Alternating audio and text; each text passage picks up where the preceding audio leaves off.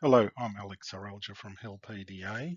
We are preparing an industrial land strategy for Mildura Rural City Council.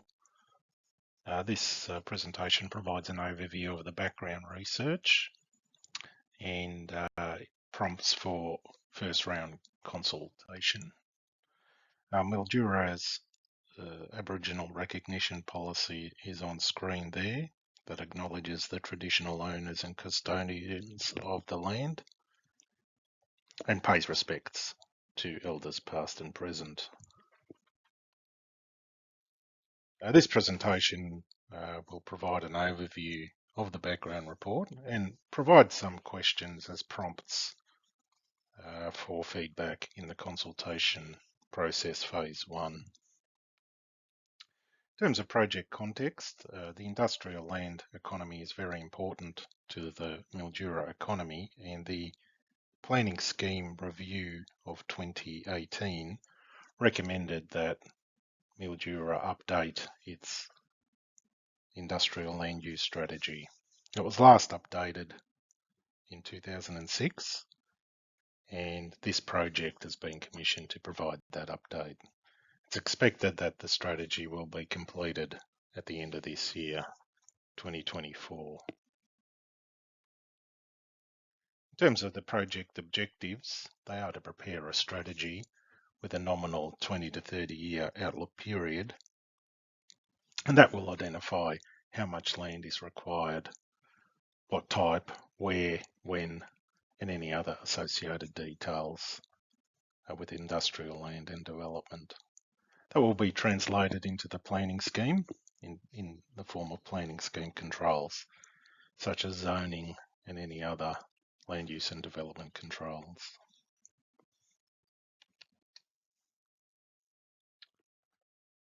In terms of the work to date, the background report contains a lot of research and analysis on the industrial land sector. And this consultation phase 1 is to test that information and add additional information into the background report before we prepare a draft strategy. The draft strategy will include a further consultation process, and a final phase will include the planning scheme amendment process, and that will have additional consultation as well.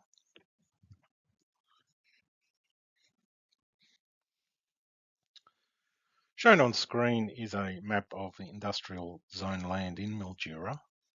All zoned land that can accommodate industrial activity shown on the map. It's all generally within 20 kilometres of the town of Mildura.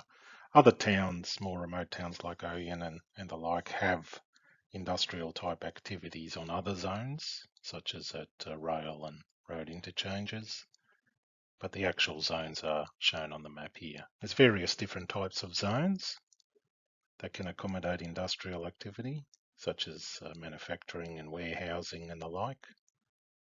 And the main precinct of activity is Mildura East along Benetook Avenue and Orimple. That's where most development activities are occurring and most planning applications are provided for.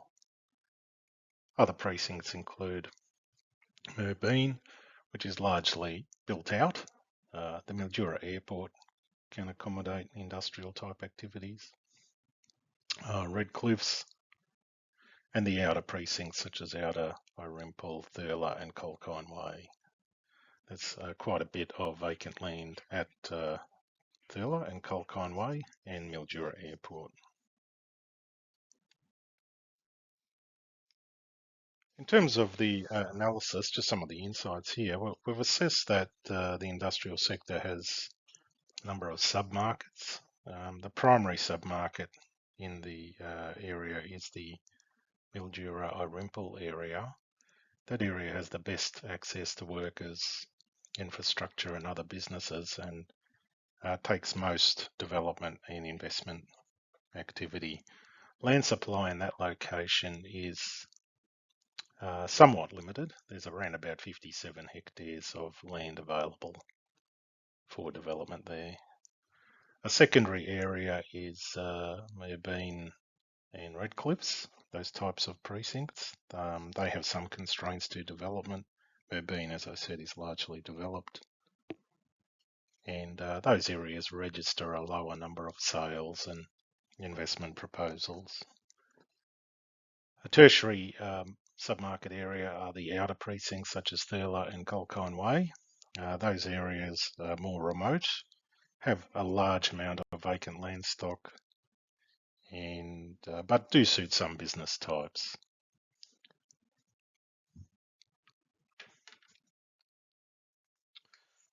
In terms of further points on land supply, we do have some questions that we'd like to use as prompts for the consultation process, and they are shown on screen here.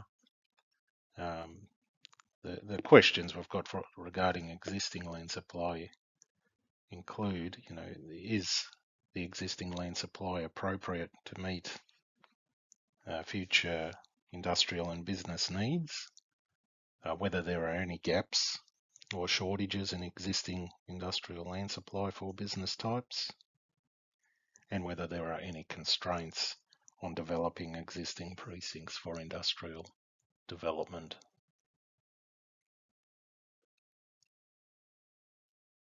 Shown on screen here is a summary of the existing land supply, showing it by the main industrial zone and location. Essentially, Mildura's got around about 1,000 hectares of industrial land. About half of it's developed, half vacant, that is a vacant lot capable of development. Most of the vacant land, as I said, is in those outer precincts, whereas in the more established areas such as Mildura and Ourimbul, land supply is far tighter.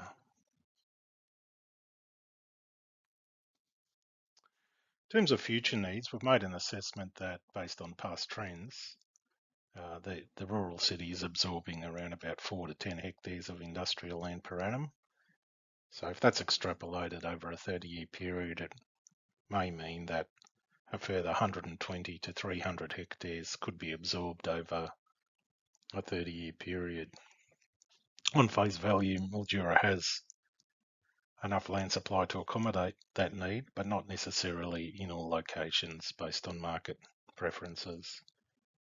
If investment continues to focus on Mildura or Ourimbul area, the submarkets, then there will be a need to consider rezoning additional land in that general area.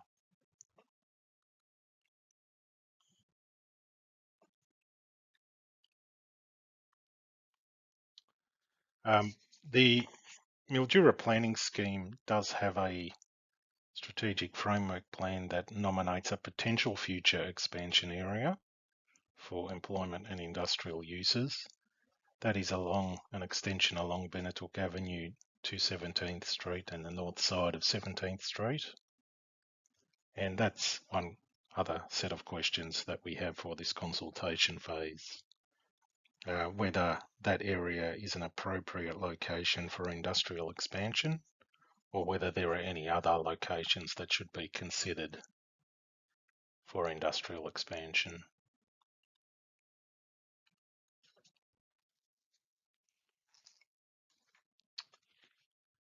In terms of location selection criteria for potential future expansion, we've shown on screen some of the main points, and they are, in summary, market preferences, land suitability, land use buffers, transport and other infrastructure provision, and capacity to deliver and fund infrastructure. And we would like feedback as well on the criteria or whether any other factors should be considered as we assess potential future industrial areas.